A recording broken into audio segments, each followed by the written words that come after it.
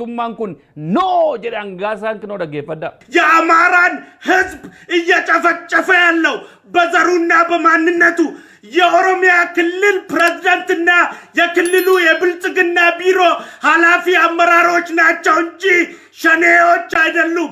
በእነሱ የተቀናበሩ ሸኔዎች ናቸው ግድያውን እየፈጸሙ ያሉት። ነገ ቢሞት ጸጸት እንዳይኖርብኝ እቺን ልናገር። yes እውነቱ ይሄ ነው። ሁለት አይነት ሸኔ ነው ያለው። እውነተኛው ሸኔና ሳቦታጅ ሸኔ ነው ያለው። ሳቦታጁ ሸኔ የሚመራው በኦሮሚያው ክልል አመራር ነው።